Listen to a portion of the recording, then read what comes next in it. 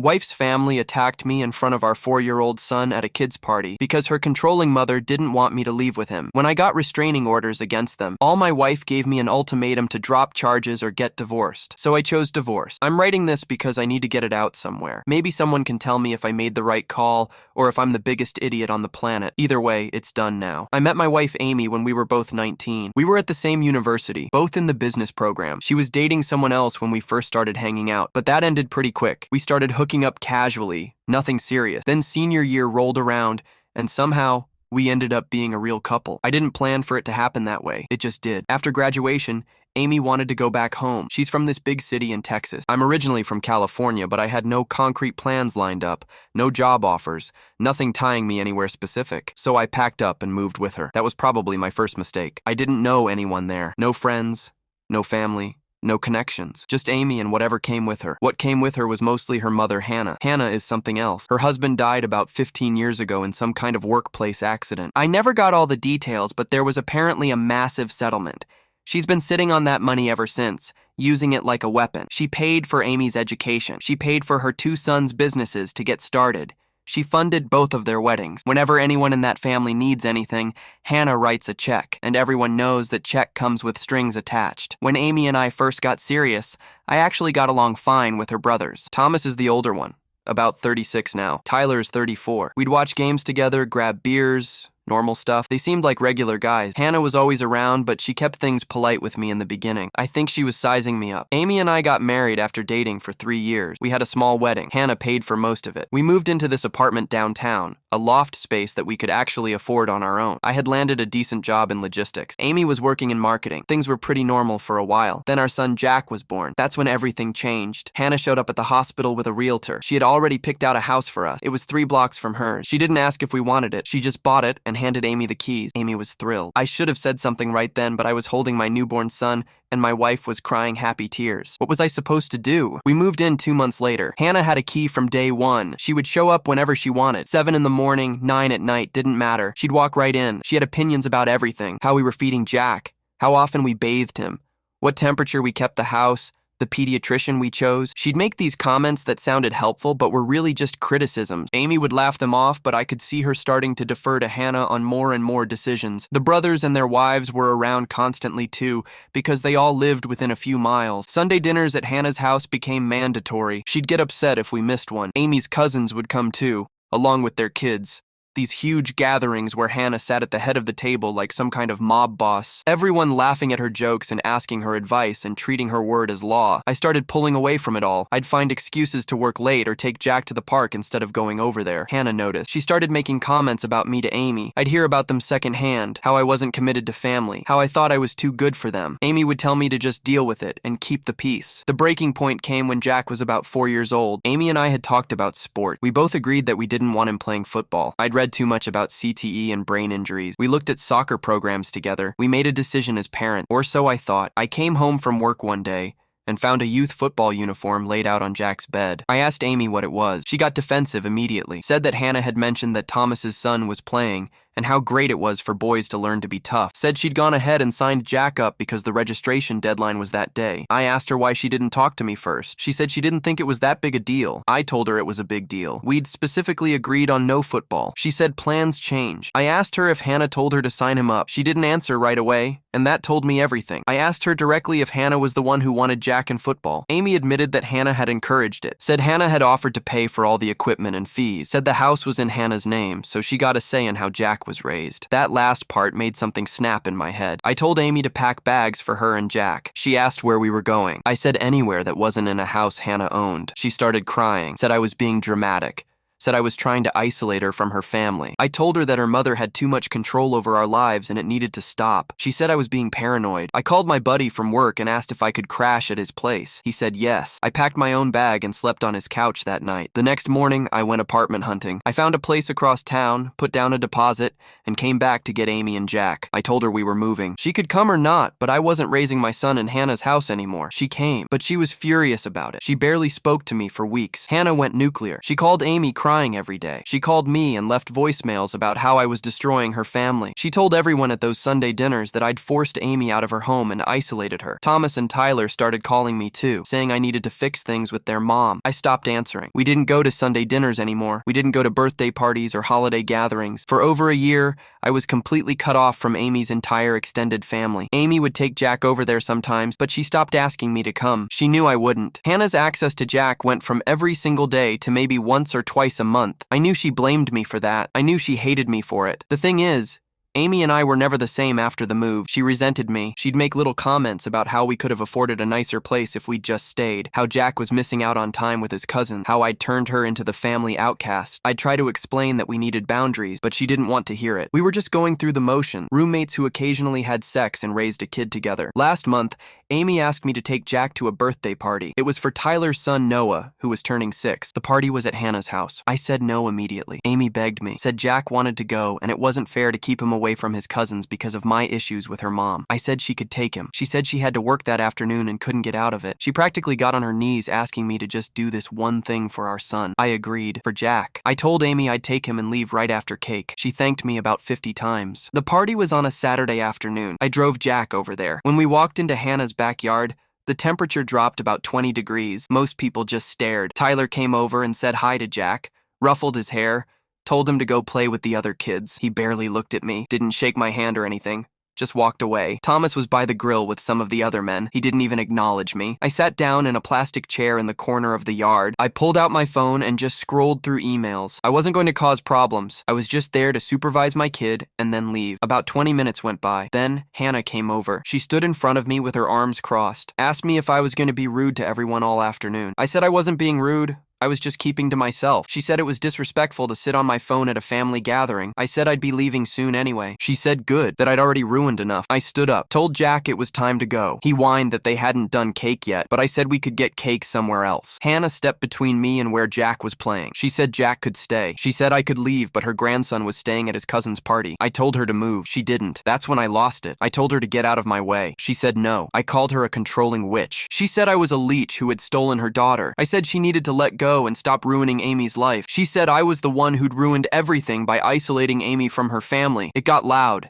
People were staring. Jack stopped playing and started watching us. Then Thomas was there. Tyler, too. Thomas got in my face and told me I needed to leave. I said I was trying to leave with my son. Tyler said Jack was staying. I told them both to back off. Thomas shoved me. I shoved him back. Then Tyler hit me. Just a straight punch to the face. I stumbled backward and Thomas hit me from the side. I tried to swing back, but I couldn't see straight. They both kept hitting me.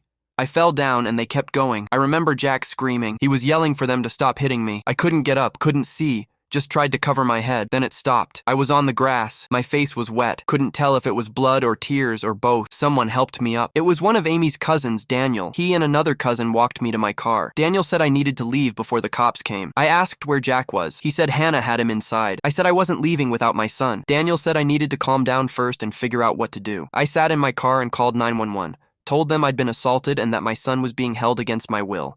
Gave them the address. The dispatcher said officers were on the way and asked if I needed an ambulance. I said I didn't know. My face hurt. Everything hurt. I stayed in the car. Police showed up maybe 10 minutes later. I got out and talked to them. My shirt had blood on it. My lip was split. I could feel my eye swelling shut. I told them what happened. They went inside. More cops showed up. Then Thomas and Tyler were being walked out in handcuffs. Hannah was shouting. She was telling the officers that I'd started it, that I'd attacked her sons, that I was trying to kidnap her grandson. The cops told her to calm down. She wouldn't. They arrested her too for obstruction when she tried to physically block them from bringing Jack out to me. Amy's car pulled up right as they were putting Hannah in the police car. Amy jumped out and started screaming. She ran to her mom. The cops wouldn't let her near. Amy turned around and saw me standing there with the officers. She looked at my face. She looked at her brothers in handcuffs. She looked at Jack crying in a female officer's arm. She just stood there in the driveway like she couldn't process what she was seeing. They let me take Jack home after getting my statement. Amy didn't come home that night. She stayed at Hannah's house. Hannah got released after a few hours. Thomas and Tyler stayed until they were arraigned the next day. Both got charged with assault. The prosecutor's office contacted me. Said Thomas had a prior assault charge from college. Some bar fight where he hit someone with a bottle. That was 15 years ago, but it was still on his record. They said it meant he'd be facing more serious consequences this time. I got a restraining order. Actually, 3 of them. 1 for Hannah, 1 for Thomas, one for Tyler. Judge approved them same day based on the photos of my injuries and the police report. None of them could come within 500 feet of me. Amy came home 3 days later. She didn't say anything at first, just sat on the couch staring at the wall. Finally, she asked why I'd called the cop. I asked her what I was supposed to do after her brothers beat me up in front of our son. She said I could have just left. I said I tried to leave, and they wouldn't let me take Jack. She said I should have de-escalated. Should have been the bigger person. Should have known her family was on edge and just kept my mouth shut. I asked her if she was serious. She said her brothers were probably going to jail. Her mother could barely function. The whole family was destroyed. I said that wasn't my fault. She said if I just dropped the charges, then they could all move past it. I told her I wasn't dropping anything. She said then we had a problem. Update 1. Amy moved out last week. She'd been staying at her mom's on and off since the party.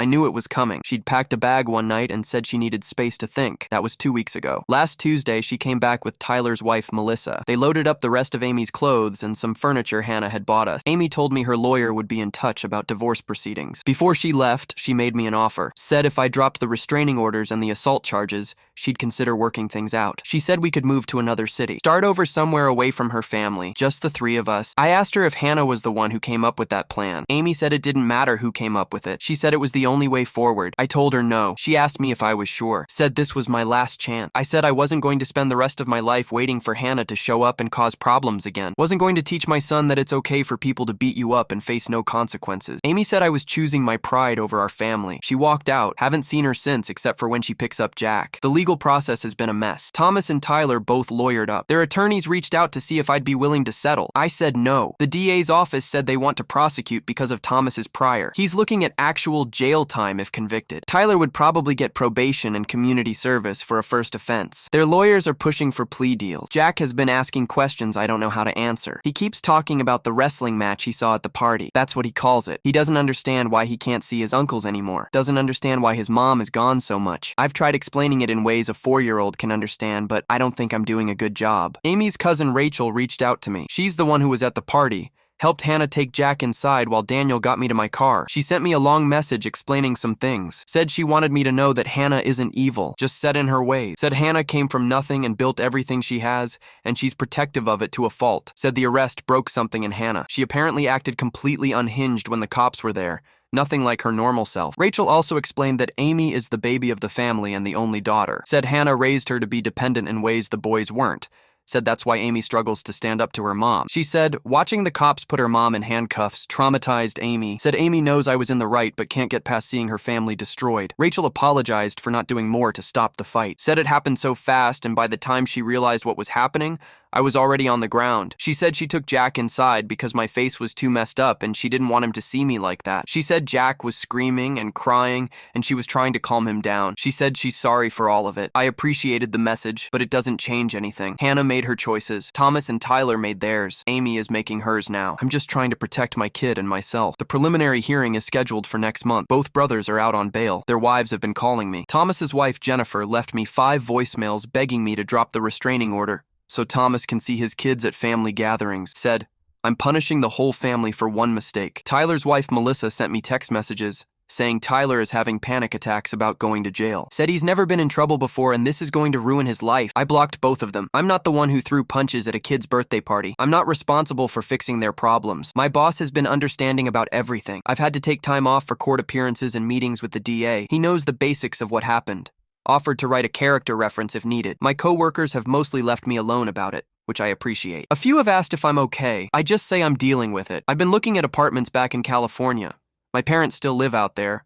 My sister is in Sacramento. I could get a job in the same industry pretty easily. Cost of living is higher, but at least I'd have people around who actually give a damn about me. The custody situation is complicated, though. I can't just take Jack across the country without Amy's permission. My lawyer said we'd have to work that out as part of the divorce. Amy filed the paperwork last week. I got served at work. The secretary looked uncomfortable handing me the envelope. I signed for it and went back to my office and read through it. Standard stuff. Irreconcilable differences. She's asking for primary custody of Jack with me getting visitation. Wants me to pay child support, wants to split assets 50-50, even though most of what we own came from Hannah's money. My lawyer is drafting a response. I'm asking for 50-50 custody, shared legal and physical. Amy can have the furniture. I don't care about any of that. I just want equal time with my son. Jack asked me yesterday when Mommy is coming back. I told him Mommy has her own place now, but she'll still see him all the time. He asked if it was because of the wrestling match. Kids are too smart. I said it's complicated and that both Mommy and Daddy love him very much. He seemed to accept that. Then he asked if Uncle Thomas and Uncle Tyler are in timeout. I said something like that. Update 2. The plea deals went through last week. Thomas and Tyler both pleaded guilty to simple assault. Thomas got 30 days in jail, but only had to serve one night because of time served and overcrowding. He also got probation for 18 months and has to take anger management classes. Tyler got probation for a year,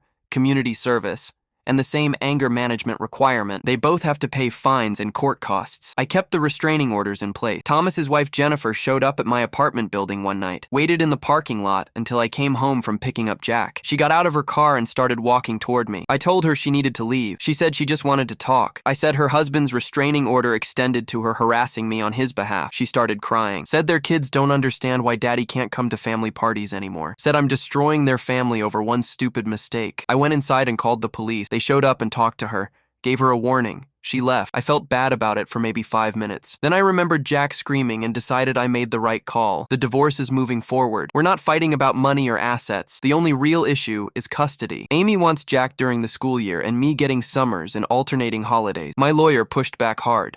We're both fit parents. There's no reason I should be relegated to weekend dad status. Amy's lawyer argued that Jack needs stability, and keeping him in his current school and home environment is best. We ended up in mediation. Court ordered. Sat in a room with Amy and both lawyers and a mediator for 3 hours. Amy looked terrible. She's lost weight. Her hair was pulled back in a way that made her look 10 years older. She wouldn't make eye contact with me. The mediator asked us both what we wanted. I said 50-50. Amy said primary custody with her. The mediator asked why. Amy said Jack needs his family around him. I pointed out that I'm his family too. She said I know what she meant. We went back and forth. Finally, the mediator suggested a compromise. 50-50 legal custody, so we both have say in major decisions. Physical custody with Amy until Jack is 12.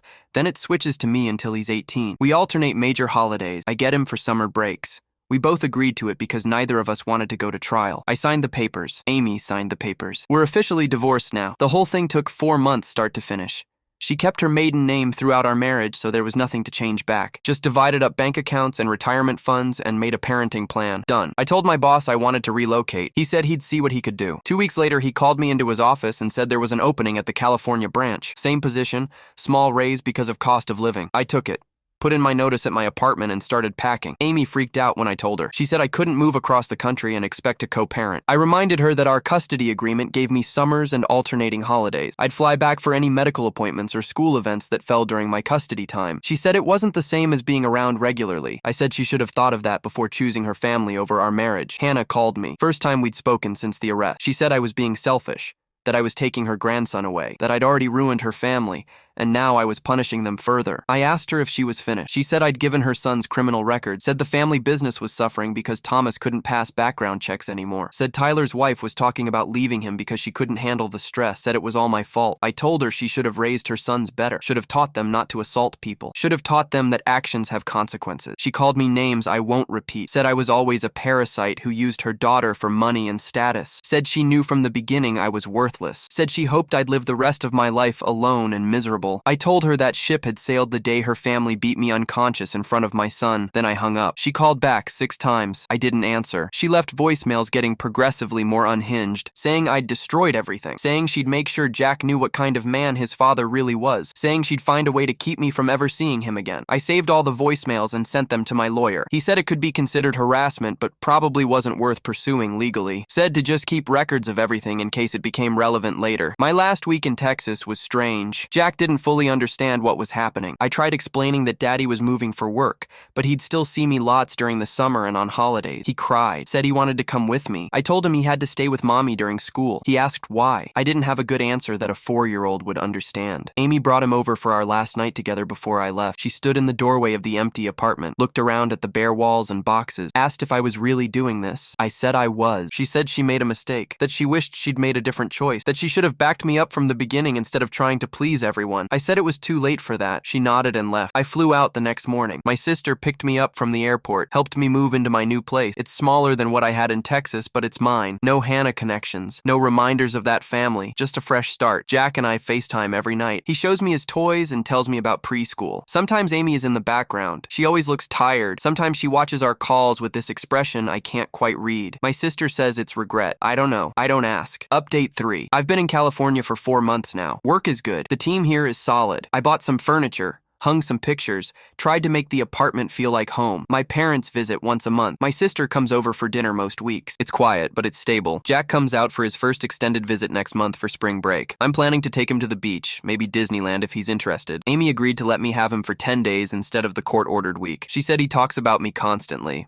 Asks when he gets to go see Daddy. She said it's hard to hear, but she knows he needs time with me. The relationship between Amy and her family is apparently in shambles. Tyler told his wife everything about the day of the party, how Hannah had been talking about me all morning, saying I'd probably ruin the party with my attitude, working everyone up, how she'd specifically told Tyler and Thomas to be ready in case I caused problems. His wife Rebecca called me out of nowhere one night, said she didn't know how bad things had gotten with Hannah before the incident, said Tyler had downplayed Hannah's behavior for years, said she was filing for separation. Thomas's wife Jennifer is apparently staying, but they're in counseling. Thomas lost his job because of the criminal record. The family business that Hannah funded couldn't keep him on with an assault conviction. He's working construction now, making a third of what he used to. Jennifer works full-time to make up the difference. I heard through Amy's cousin Rachel that Thomas blames me for all of it. Says if I'd just been a man about it and settled things without cops, none of this would have happened. Amy herself is in a bad place. Rachel sends me updates sometimes. Says Amy barely eats. Lost 20 pounds. Moved back in with Hannah,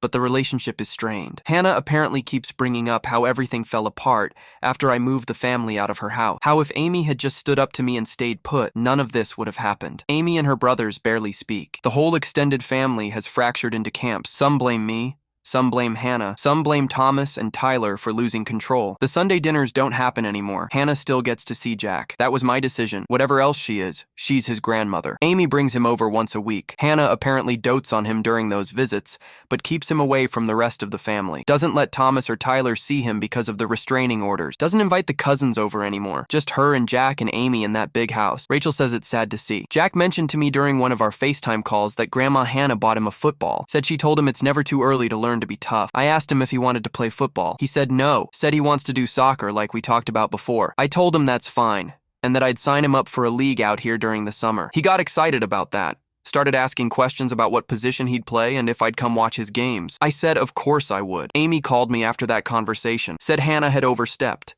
Said she'd talk to her mom about respecting our parenting decisions. I asked if Hannah listened. Amy laughed, the bitter kind. Said Hannah doesn't listen to anyone anymore. Said she's become paranoid that everyone is trying to take Jack away from her. Said she's more controlling now than before the arrest, if that's even possible. I asked Amy how she was holding up. She didn't answer right away. Then she said she regrets everything. Said she should have moved out of Hannah's house the first time I suggested it. Should have set boundaries years ago. Should have protected our marriage instead of trying to keep everyone happy. Said she thinks about that day at the party constantly. How if she'd just taken Jack herself or asked her dad's brother to take him instead of asking me, none of it would have happened. I told her it would have happened eventually. Maybe not that day, but someday. Hannah wasn't going to stop until someone stopped her. Amy said, I'm probably right. Then she asked if there was any chance we could try again. Start over for real this time. I said no. She asked why not. I said because Jack watched her brothers beat me unconscious while she was at work, and then she chose them over me. Said I can't get past that. She started crying.